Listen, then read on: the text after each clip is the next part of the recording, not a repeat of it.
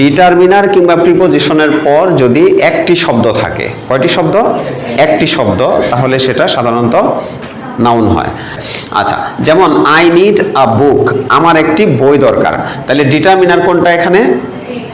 এর পরের শব্দটা কি আছে? বুক। বুঝা গেছে বিষয়টা? কিংবা মনে করো যে তোমার এক চাচা থাকে সৌদি আরবে, সে বললো যে আমার আকামা দরকার, আই নিড অ্যান আকামা, তাহলে আমার চাচার কি দরকার? What does my uncle need? An আকামা। তাহলে এই অ্যান আকামা পুরাটাই তো অবজেক্ট। কার অবজেক্ট? নিড ভার্বের অবজেক্ট, তাহলে এটা একটা নাউন। দ্বিতীয় সূত্র যেটা, যে মাই আঙ্কেল নিডস, যদি তুমি এভাবে লেখলা যে মাই আঙ্কেল নিডস অ্যান, ধরা আমরা আকামা এইভাবে লিখলাম।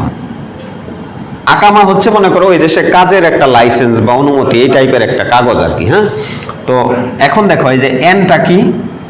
ডিটারমিনার, এর পরের শব্দটা নাউন। তাহলে এই যে আকামা যে নাউন, এটার জন্য তোমার কাছে কয়টা যুক্তি আছে? তিনটা যুক্তি আছে।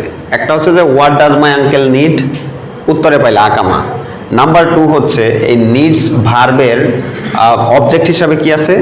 আকামা আছে, বা এন আকামা। এন আকামা ফ্রেজটার মধ্যে প্রধান শব্দকে, হেডওয়ার্ডটা হচ্ছে আকামা। আবার তৃতীয় কথা যেটা, যে এই এন হচ্ছে একটা ডিটারমিনার, এর পরের শব্দটা নাউন।